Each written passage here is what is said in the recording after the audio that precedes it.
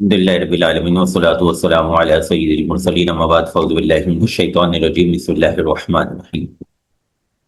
اچھا جی، مختصر المانی بلاغت کے حوالے سے پڑھ رہے تھے۔ فالبلاغت صفت راجعۃ الی اللفظ، بلاغت صفت لفظ کی صفت ہے یا معنی کی؟ یہ ایک بحث ہے کہ بلاغت کو ہم لفظ کی صفت بنائیں یا معنی کی صفت بنائیں۔ بظاہر تو ایسا لگتا ہے کہ یہ لفظ کی صفت ہے کیونکہ کلام کو بلیغ کہا جاتا ہے اور کلام ظاہر الفاظ پر مشتمل ہوتا ہے، لیکن اگر ہم اس کی تعریف کی طرف نظر کریں کہ تعریف کا تعلق مطابقت سے ہے کہ الفاظ جو ہیں وہ مقتضی حال کے مطابق ہوں، مقتضی حال کے موافقت رکھتے ہوں۔ اس سے یہ سمجھ آتا ہے کہ بلاغت حقیقت میں الفاظ کی صفت نہیں بلکہ معنی کی صفت ہے۔ یہی بحث یہاں پہ بیان کر رہے ہیں۔ فالبلاغت صفت راجعۃ الی اللفظ، بلاغت صفت ہے جو راجع ہے لفظ کی طرف، بمعنی انہ کلام بلیغ، ان معنی پر کہ یہ کلام بلیغ ہے، لیکن لا من حیث انہ لفظ و صوت، لیکن یہ اس معنی پر نہیں ہے، اس حیثیت سے نہیں ہے کہ یہ لفظ اور آواز ہے، بل بھی اعتباری افادتہ المعنی، بلکہ لفظ کی صفت لفظ کے معنی کا فائدہ دینے کے اعتبار سے ہے۔ ایل غرد المسوغ لہ الکلام، یعنی لفظ کے اس غرض کا فائدہ دینے کے اعتبار سے ہے جس کے لیے کلام کو لایا گیا ہے۔ بالترکیبی، جو معنی ترکیب سے حاصل ہوتے ہیں، متعلق بافادتہ، بالترکیب متعلق ہے بافادتہ کے، وذالک لأن البلاغت، اور یہ اس وجہ سے کہ بلاغت کما مرہ، جیسا کہ گزر چکا، عبارت تعبیر ہے ان مطابقت الکلام الفصیح لمقتضی الحال، کلام فصیح کے مقتضی حال کے موافق ہونے سے مطابق ہونے سے، وظاہر ان اعتبار المطابقت، ظاہر یہ ہے کہ مطابقت کا معتبر ہونا، و عدمہا، اور معتبر نہ ہونا، انما یکون باعتبار المعانی، وہ صرف معنی کے اعتبار سے ہوتا ہے، والاغرادی، غرضوں کے اعتبار سے ہوتا ہے، التی یساغ لہا الکلام، وہ غرضیں جن کے لیے کلام کو لایا جاتا ہے، لا باعتبار الالفاظ المفردۃ والکلم المجردۃ، نہ کہ مطابقت فقط الفاظ مفردہ یا فقط کلمات مجردہ کے اعتبار سے ہوتی ہے۔ وَكَثِيرًا مَا نُصِبَ عَلَى الظرف، کثیرن کو نسب دیا گیا ہے ظرف ہونے کی بنا پر، لِأَنَّهُ مِن صِفَةِ الْأَحْيَانِ، کیونکہ یہ احیان کی صفت ہے، وَمَا لِلتَّأْكِيدِ مَعْنَى الْكَثْرَةِ، اور ما جو ہے یہ معنی کثرت کی تاکید کے لیے ہے، وَالْعَامِلُ فِيهِ، اور اس نسب، یہ جو کثیرن کا نسب ہے، اس میں عامل قولہ، مصنف کا قول، یسمى ذلك الوصف المذکور فصاحۃ، اس وصف مذکور کو فصاحت، ایضاً فصاحت بھی کہا جاتا ہے، کما یسمى بلاغتاً، جیسا کہ اسے بلاغت بھی کہا جاتا ہے۔ فحیث یقال، جب یہ کہا جاتا ہے کہ انا اعجاز القرآنی من جہتی کونہ فی اعلیٰ طبقات الفصاحتی، کہ قرآن پاک کا اعجاز قرآن پاک کے فصاحت کے طبقات میں سے اعلیٰ مرتبے میں ہونے کی جہت سے ہے، یراد بہا ھذا المعنی، تو یہاں پر فصاحت سے مراد یہی والے معنی یعنی بلاغت والے معنی ہی لیے جاتے ہیں۔ مراتب البلاغتی، بلاغت کے مرتبے لہا، ای لبلاغت الکلامی طرفانی، بلاغت کلام کی دو طرفیں ہیں، دو مرتبے ہیں، اعلیٰ وہو حد الاعجازی، اعلیٰ جو کہ حد اعجاز ہے، وہو ان یرتقی الکلام فی بلاغتی، حد اعجاز یہ ہے کہ کلام بلندی پائے، کلام ترقی پائے اپنے بلیغ ہونے میں، الی اس حد تک کہ ان یخرج عن طوق البشر، کہ بشر کی طاقت سے باہر نکل جائے، وَيُعْجِزُهُمْ عَنْ مُعَارِضَتِهِ، اور بشر کو عاجز کر دے اپنے مقابلے سے، وَمَا يَقْرُبُ مِنْهُ، اور حد اعجاز وہ بھی ہے جو اعلیٰ سے قریب ہوتی ہے، اعلیٰ کے مرتبے کے قریب جو کلام ہوتا ہے بلاغت کی انتہا میں، وہ بھی حد اعجاز میں داخل ہے۔ عطف علی قولہ، ما یقرب منہ کا عطف ہے ان کے قول ہوا، ہوا پر، ہوا کہاں تھا؟ ہوا حد الاعجاز، یہ جو ہوا تھا اس پر عطف ہے کس کا؟ ما یقرب منہ کا۔ والضمیر فی منہ، اور منہ میں جو ضمیر ہے عائد الی اعلی، وہ اعلی کی طرف لوٹ رہی ہے۔ عبارت کا مطلب یہ بنے گا کہ ان الاعلی وما یقرب منہ کلاہما حد الاعجازی، کہ اعلی اور جو اعلی کے قریب ہے یہ دونوں حد اعجاز ہیں۔ ھذا هو الموافق، یہ مطابق ہے، لما اس کے فی المفتاحی جو مفتاح میں بیان ہوا۔ وزعم بعضهم، بعض شارحین کا گمان یہ تھا کہ انہو عطف علی حد الاعجازی، کہ یقرب منہ کا عطف جو ہے وہ حد اعجاز پر ہے، والضمیر عائد الیہ، اور ضمیر لوٹ رہی ہے اس کی طرف، یعنی ان طرف الاعجازی ہوا حد الاعجاز، طرف الاعلی ہوا حد الاعجازی۔ اب عبارت کا مطلب یہ بنے گا کہ طرف اعلی حد اعجاز، وما یقرب من حد الاعجازی، اور جو حد اعجاز کے قریب ہوتی ہے وہ دونوں صورتیں ہیں۔ وفیہ نظر،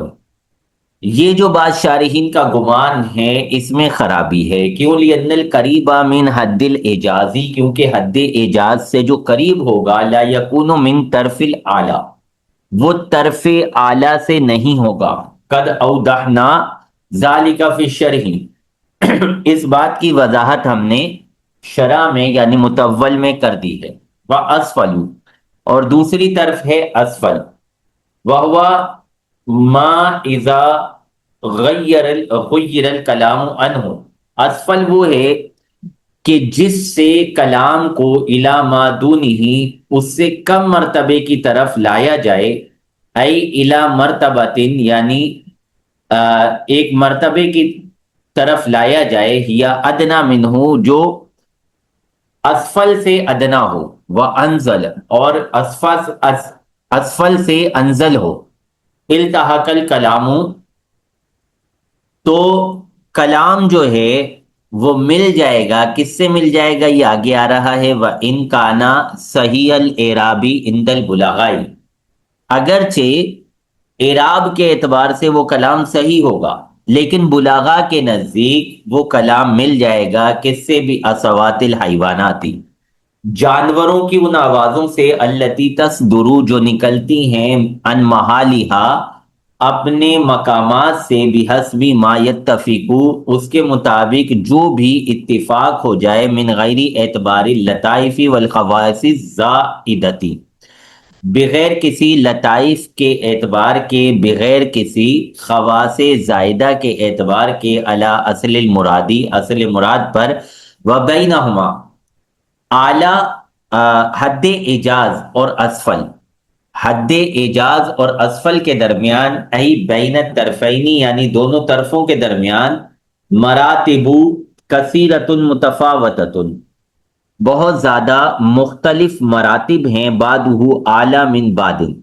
ان میں سے مراتب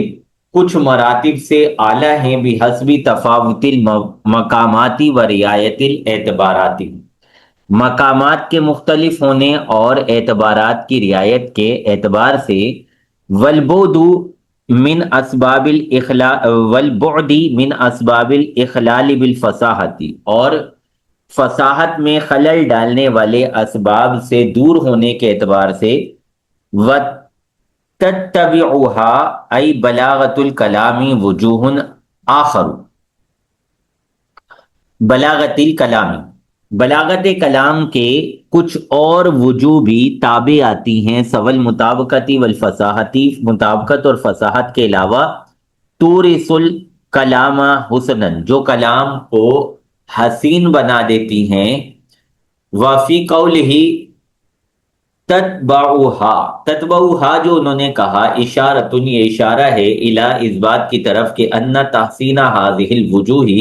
کہ ان جہتوں سے حسن پیدا ہونا، للکلامی، کلام میں، عرضی خارج عن حد البلاغتی،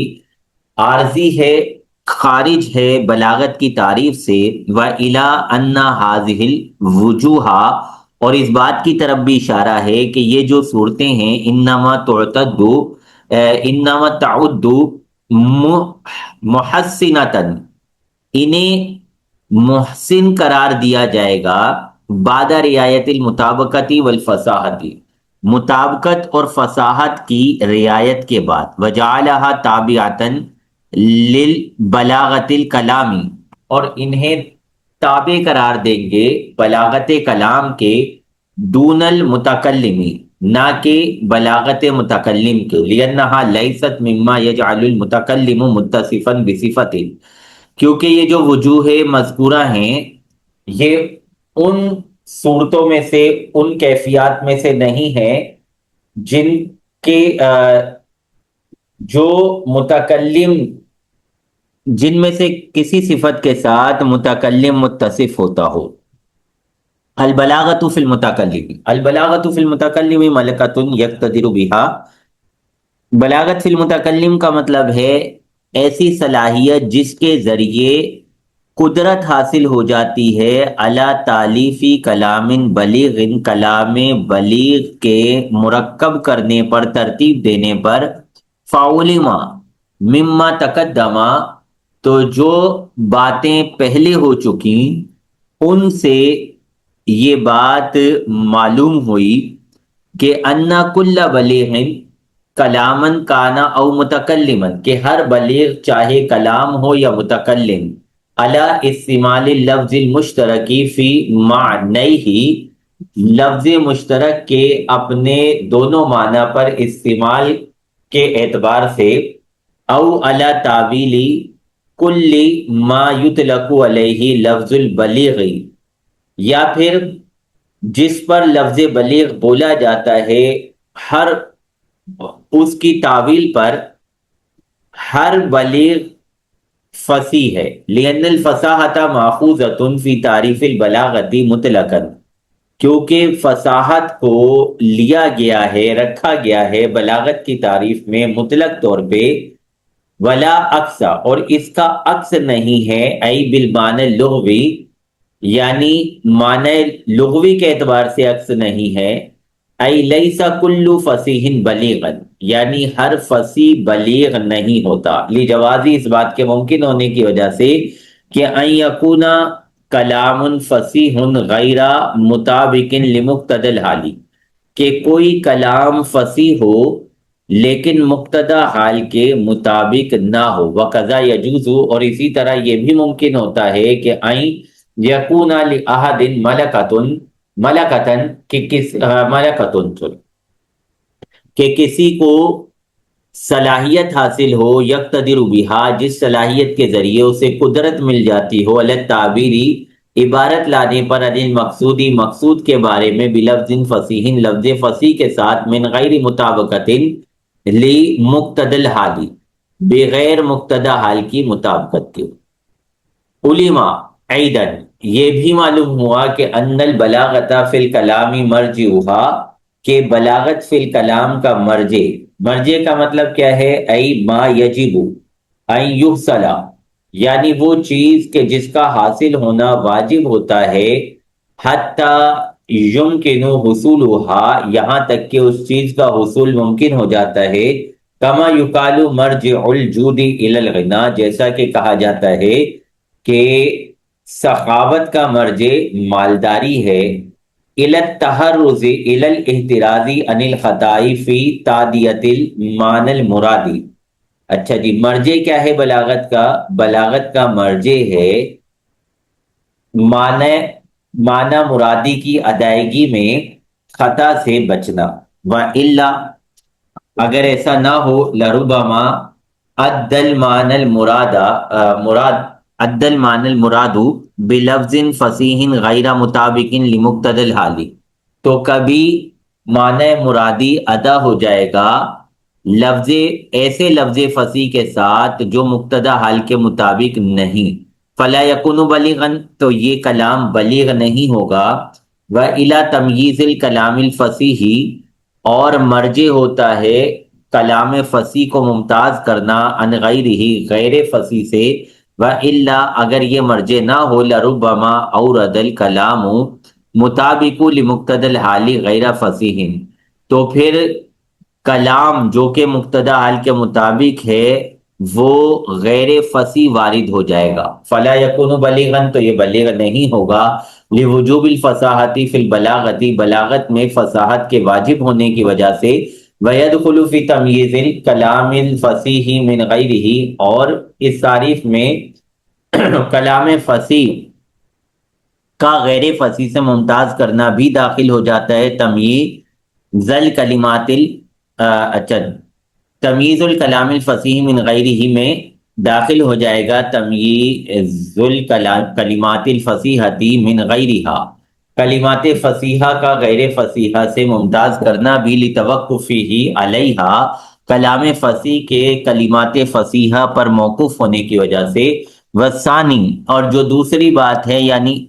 تمیز دینا، ای تمییز الفصیح من غیرہ، فصیح کو غیر فصیح سے ممتاز کرنا، ای بعدہ ما یبین، یعنی کلام بلیغ کا جو مرجع تھا اس کا بعض بیان کیا جاتا ہے، اس کا بعض بیان ہوتا ہے، ای یودہ فی کلام فی علم متن اللغت، یعنی اس کا بعض واضح ہوتا ہے متن لغت کے علم میں، کل غرابتی، جیسا کہ غرابت، وانما قالا متن اللغت، مصنف نے متن لغت کیوں کہا؟ ای معرفت اوضاع مفرداتی، یعنی مفردات کی وضعوں کی پہچان، لأن اللغت عام من ذالک، کیونکہ اگر وہ متن لغت نہ کہتے، صرف لغت کہتے تو لغت عام تھا اس مفہوم سے، یعنی بہی یورفو، یعنی جس کے ذریعے پہچان ہوتی ہے، تمییز السالمی من الغرابتی، غرابت سے سلامت ہونے والے کے ممتاز ہونے کی، عن غیرہ، غیر سلامت سے، بیمانہ ان من تتبع الکتب المتداولۃ، اس کا مطلب یہ ہے کہ جس نے رائج کتب کی تلاش کی، و احاطہ بمعنی مفردات المانوستی، اور اس نے احاطہ کر لیا، جمع کر لیا مفردات مستعملہ کو، علما، اسے پتہ چل جائے گا کہ انما اداہا، کہ اس کے علاوہ جو الفاظ ہیں، اما یفتکرون، وہ ان الفاظ میں سے ہیں جو محتاج ہوتے ہیں الا تنکیر چھان بین کی طرف او تخریج یا پھر تخریج کی طرف، فہو غیر سالم من الغرابتی، تو وہ الفاظ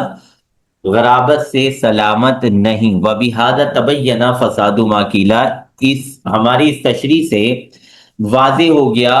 اس کا فساد جو کہا گیا کہ انہ لیس فی علم متن اللغتی، کہ متن لغت کے علم میں تو ایسا کچھ نہیں لکھا ہوتا کہ ان بعد الفاظی،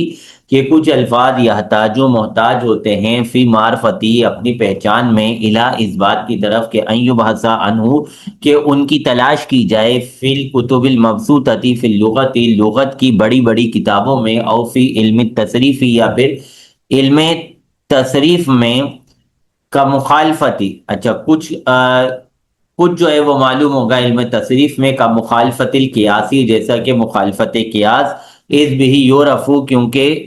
علم تصریف سے، علم صرف سے پہچانا جاتا ہے ان الاجلل مخالف للقیاسی دون الاجلی، کہ اجلل جو ہے یہ قیاس کے مخالف ہے، نہ کہ لفظ اجل، او فی نحو فی علم نحوی، یا پھر کچھ حصہ وہ ہے کہ جو پہچانا جاتا ہے علم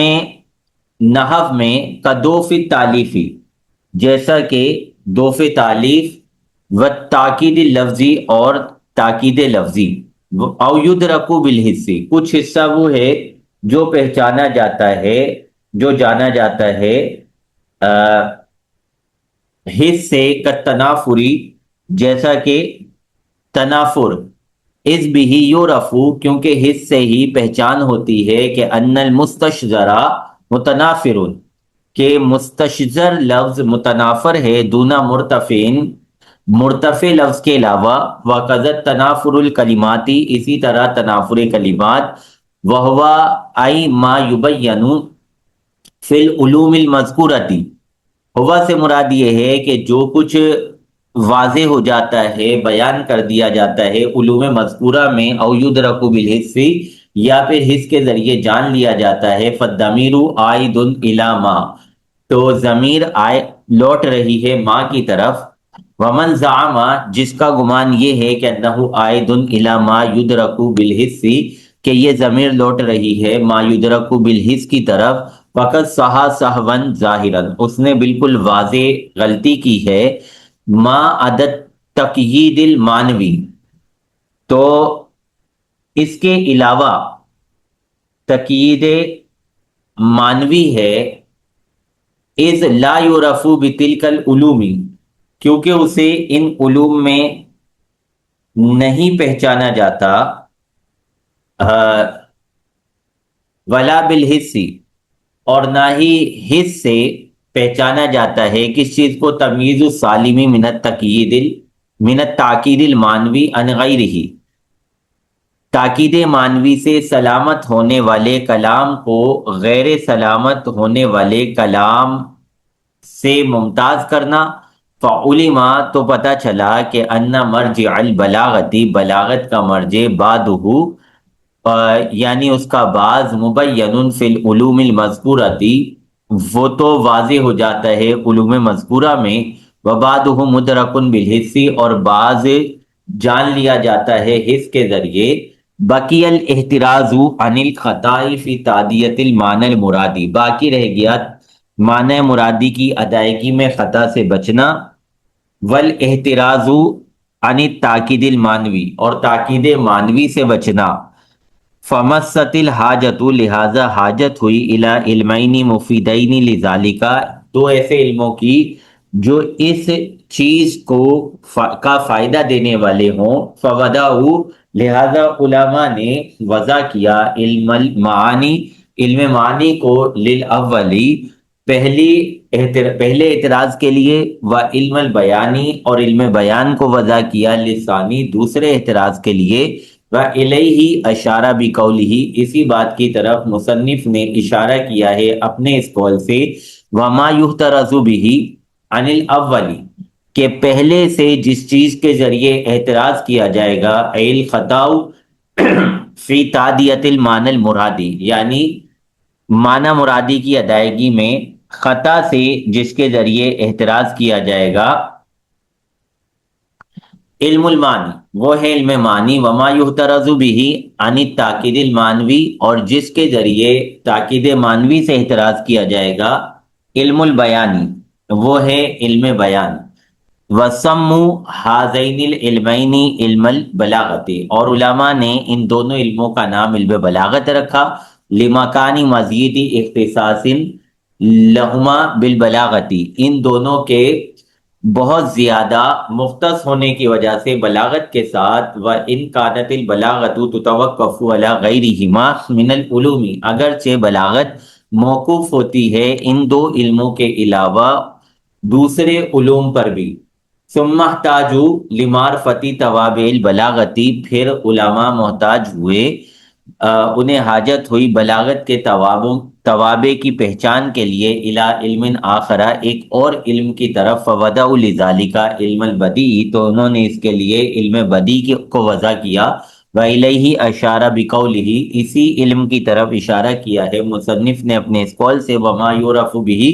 وجوہ التحسین جس کے ذریعے وجوہ تحسین کو جانا جاتا ہے، علم البدیع وہ علم بدیع ہے۔ ولما کان حاض المختصر فی علم البلاغت و توابعها تو جب یہ مختصر علم بلاغت اور اس کے توابع کے بارے میں تھی، انحصر مقصود ہو تو اس مختصر کے مقصود کو